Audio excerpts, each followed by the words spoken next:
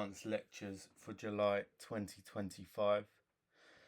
Today is not too much about price and source for price action. It is more about psychology, and as you can see by the title of this video and the main text in the middle of the screen, why overanalyzing the chart is slowing you down. Now, to put it blunt, okay, as traders that trade ICT, we know too much, okay? And when you know too much, you think you know a lot more than you do. And sometimes the more you know is actually a bad thing.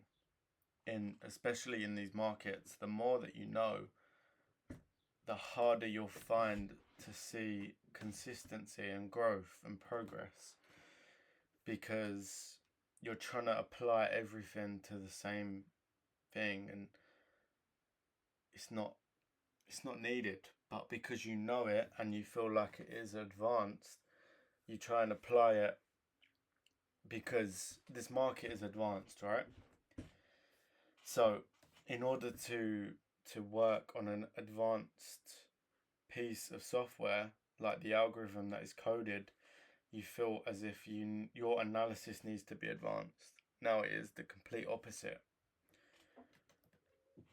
You need to focus on why does the market move, and that should be your focus. Now, once you can focus on why the market moves, you can then have a bias of where it will move. If you know what it moves for, you know where it will move for. So you really need to, I don't want to force how I do it onto you guys, but I would like to encourage that if you are struggling with trading, okay, I won't go into concepts. I'll just give you a basic foundation, okay? Now, what most of ICT traders do, they check monthly. Let's say there's a order block on the monthly, check the weekly. Let's say there's liquidity on the weekly. Let's say they check the daily, there's a breaker block. Okay, and then let's say 4 hour, there is a breakaway gap. Hourly, market structure shift, 15-minute CISD, 1 minute fair value gap. This is what most of ICT traders do, and if I've said this and you actually do this for your analysis and go, okay, monthly we're in an order block, weekly sweat liquidity, daily we're in a breaker block, 4 hour we're in a breakaway gap, and there is a breakaway gap, 1 hour there's a market shift, 15-minute CSD, 1 minute fair value gap. That is way too overcomplicated. Yes, it's great to see where we're drawing towards, but how confusing is that? The daily's in a breaker block with a 4 hour breakaway gap, the weekly's near liquidity, and monthly's in an order block. Are you trading the monthly time frame? No. Are you trading the weekly time frame? Yes. You're trading the weekly time frame. However, you are not a swing trader. So should you care about the weekly? Not as much as you think you need to. So what ICT traders should do: weekly, where is it heading? Daily. Where is it heading? Most important is the daily. 4 hour. How can I sponsor a continuation of the high time frame on this time frame? And you don't even need the hourly, but same as 4 hour, it's the same.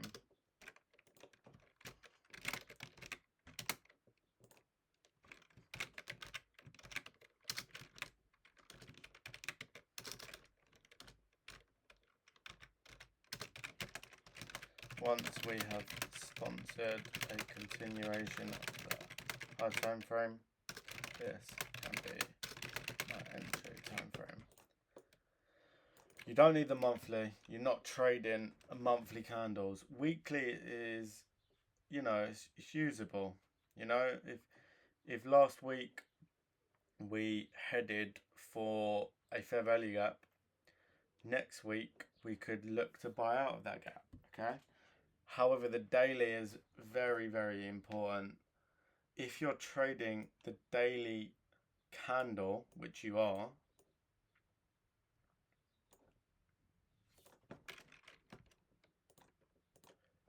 if you're coming into the day and you're looking at London and you're looking at Asia and you're looking at New York,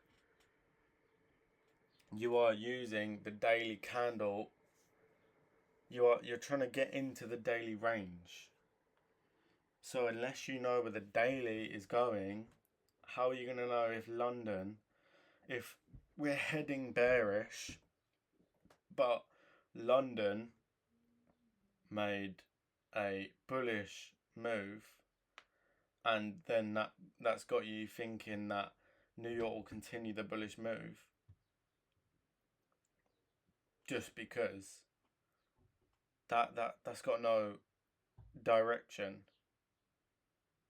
If the daily is bearish, and you'll know if it's bearish because you'll have your own testing and you'll see it many, many times, then you're pattern trading unless you know where the daily is heading.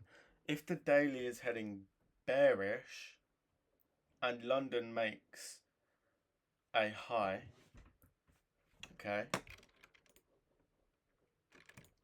so this is the new daily candle, open, London makes a high,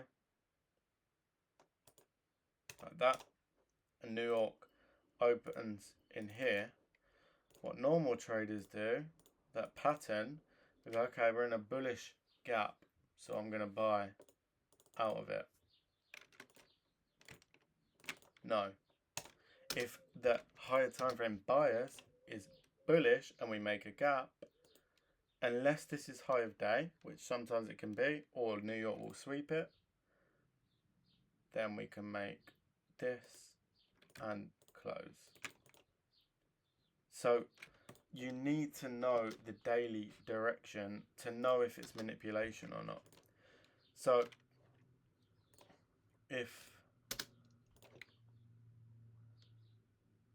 London makes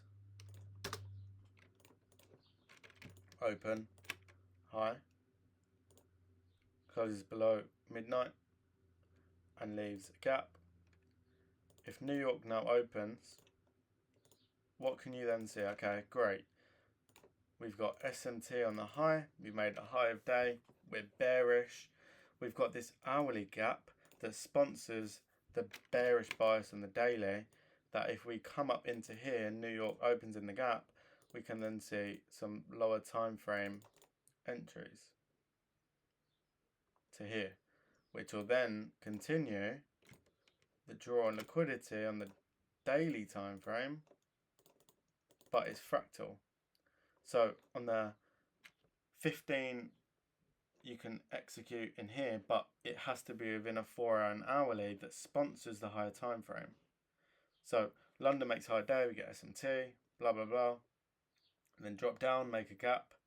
This is great. We're looking for shorts in the daily direction. We don't need to hold to this low.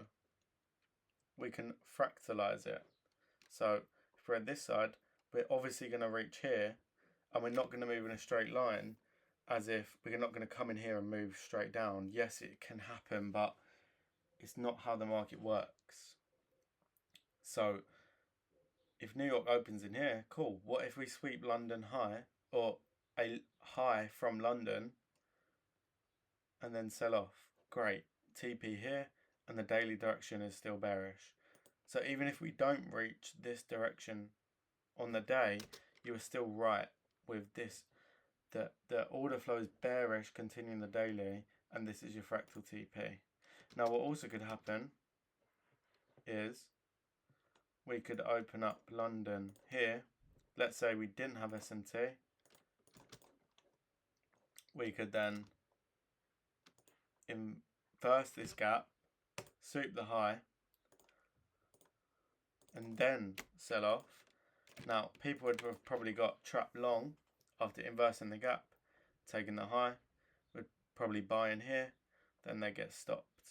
They go into maybe a bit of profit.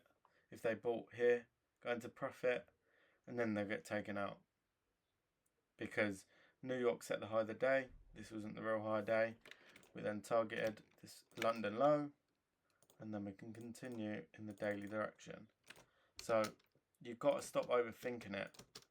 If you want to know where the daily candle's going, look at the daily and then align the profiles. If you're trading the weekly candle, look at the weekly candle. Where's the weekly candle going? You do not need the monthly.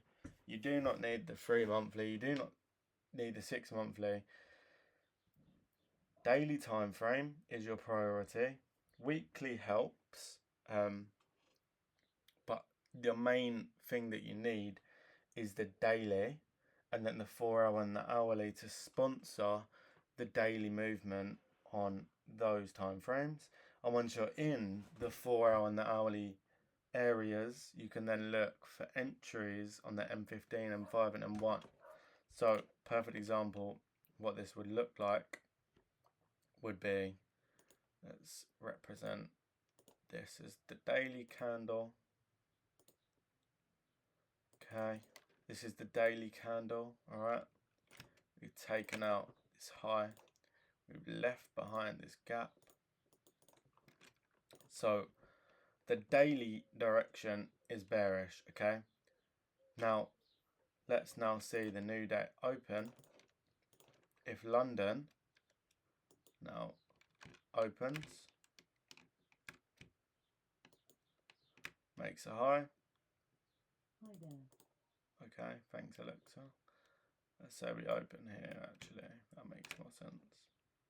London takes out previous day high. We then drop down, form a gap. New York then opens. You would then be long bias until we get into the gap, and then you can be short bias to this area here, and also this area here. So then New York opens, come up, get the shift, and the same thing happens on the lower time frame here.